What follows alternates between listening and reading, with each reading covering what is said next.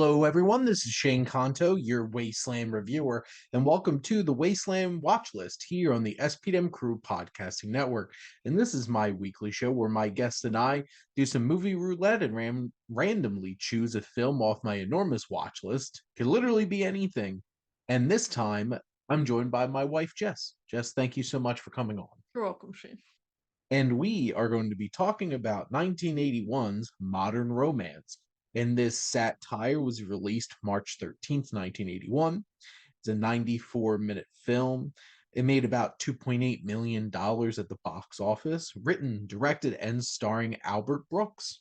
And this is very much an Albert Brooks film. It also cameoed two of his brothers, including Dave Einstein, his brother, who was like Super Dave, and apparently that was like a big thing in the 80s and the 90s.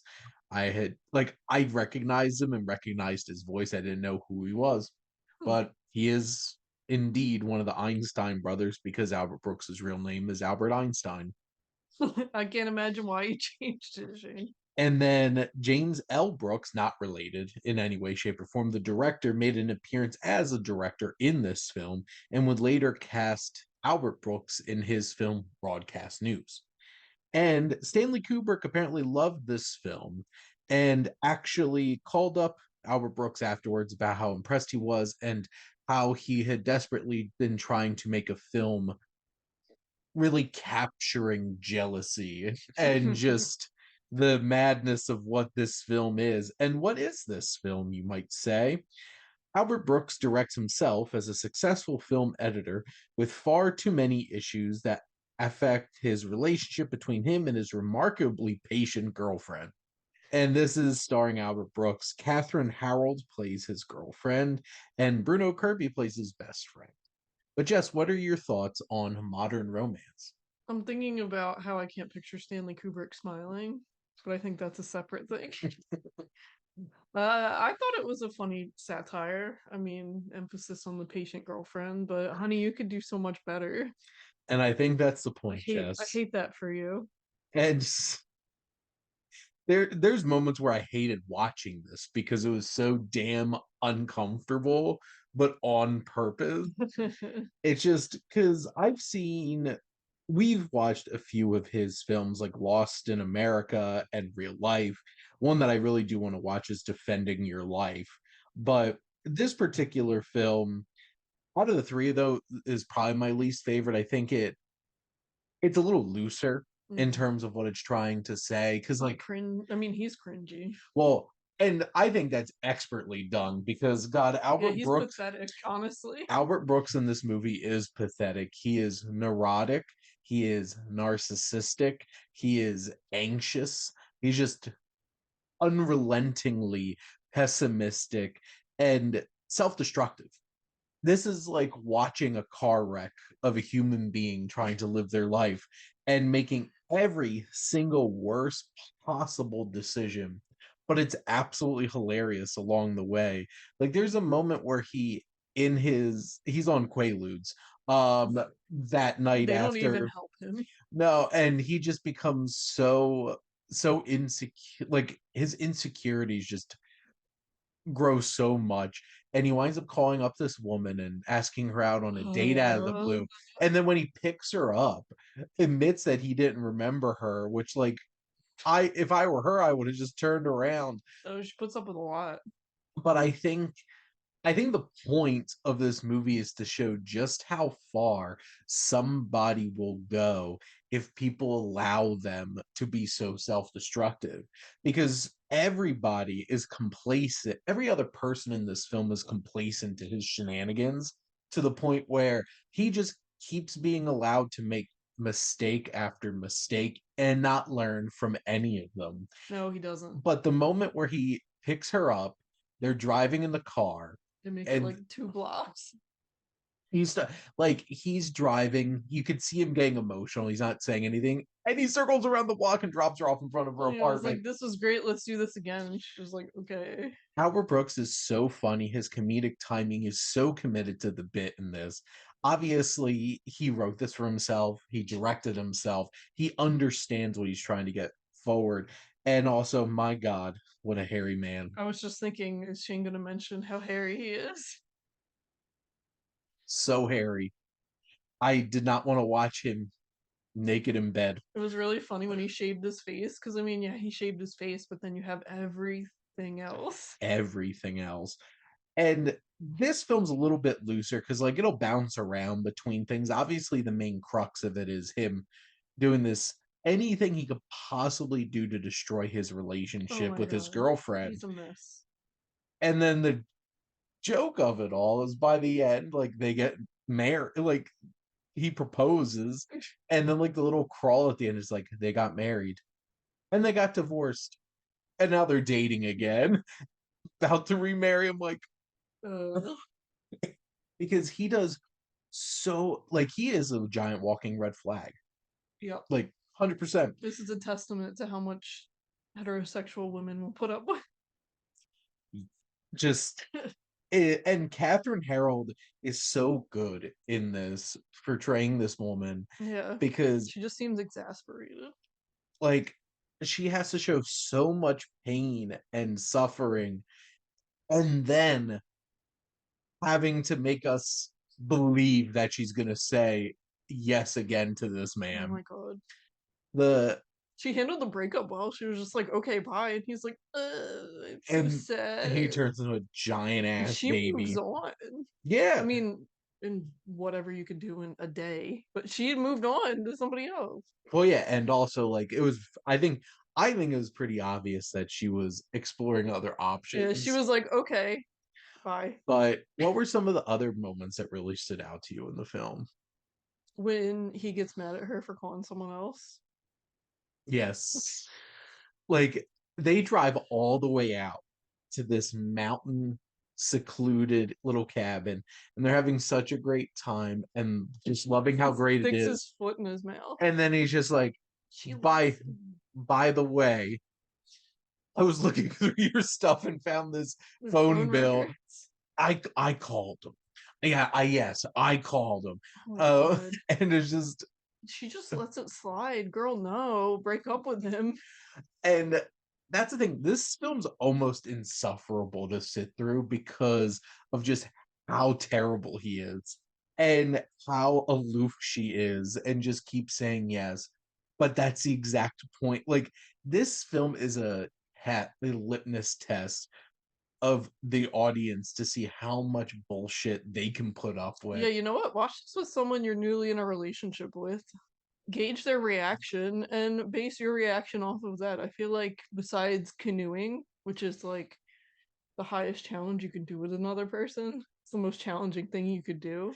I feel like if you watch this Watch with somebody this. and they defend him, Yes, that's huge red flag. Just yes. immediately turn on the movie off, kick them out, ghost them. Or if you're at their place, leave. Yep. Like she should have done, Yes. but didn't. And, like, there's some fun moments. There's some fun elements about filmmaking too. Like, he's in the editing room and he makes a decision, Hmm. and then James L. Brooks is not happy about it. And he's like, this is a good thing.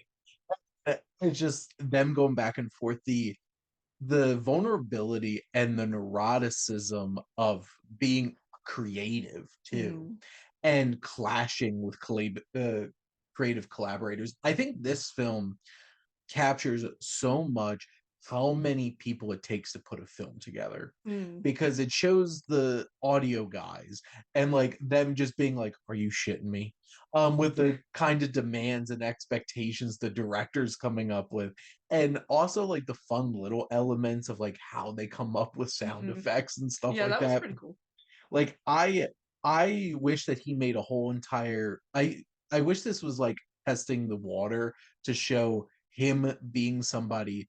I wish he made a film about making a film. Oh yeah, no, it's like 10 minutes of it. Yeah, and I think that's one of the reasons why I'm like, did this really need to be here? Like, it's really funny and it's interesting, but Nice tip of the hat. it is distracting from, Mm. like, the main focus. And, there's some other fun gags, like him with his brother, Dave, Einstein at I'm sorry, Bob Einstein at the sporting goods store Oh where yeah, he's just yeah. trying Oh to my buy god, shoes. that was relatable. Yeah, and he he's get gonna be a runner after eh, the breakup. yes, Redefining himself. and what he runs one length and then goes to the payphone, Yeah, look, some of us have been there. and this film is very relatable in terms of like the first part of it dealing with a breakup. That first act of this movie is, He's so insufferable. yeah, is so Keeps calling that. crazy. You're right though. People enable him. Like the guy that he keeps calling at the studio that's just trying to get his job done. He lets him go on and on. Yeah. He just lets him ramble. It's just don't pick up the phone. It's the '80s.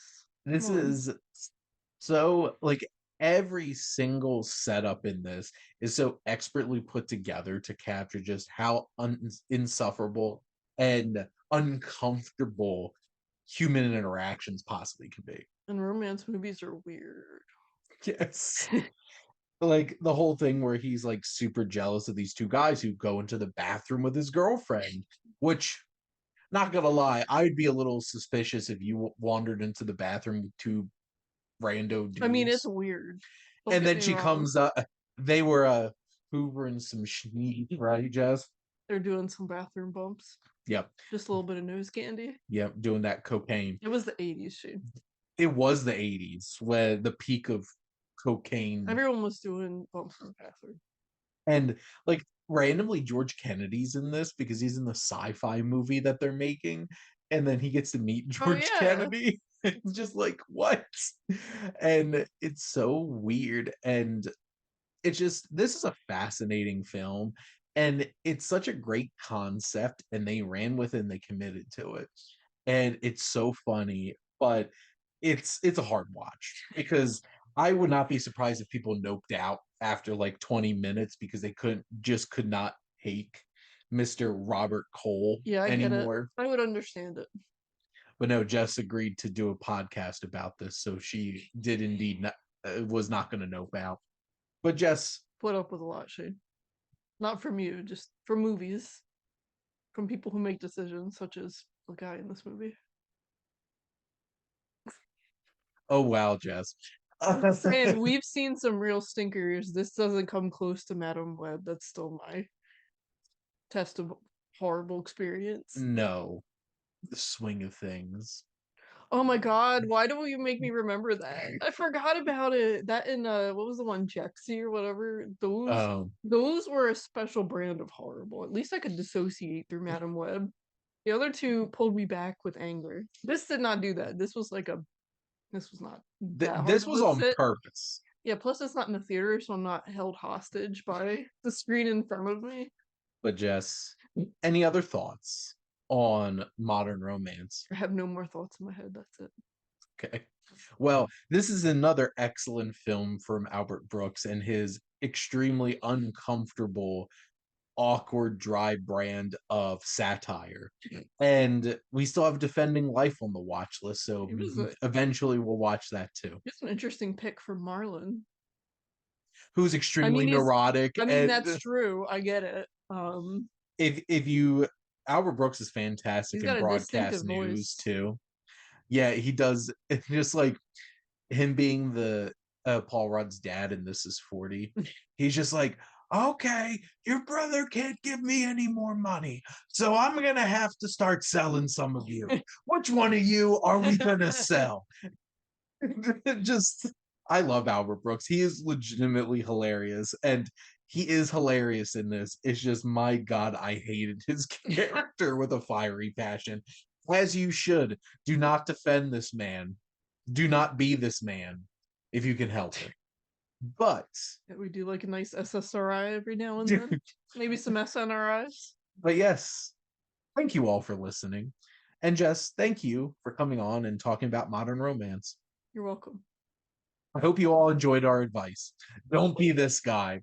But make sure to like, comment, and share on this episode. What's your favorite Albert Brooks performance? Is it Finding Nemo? And please make sure to follow or subscribe wherever you listen to your podcast. The SPM Crew Podcasting Network has a lot of great content about film and television, sports and music, physical media and comics, and more to come.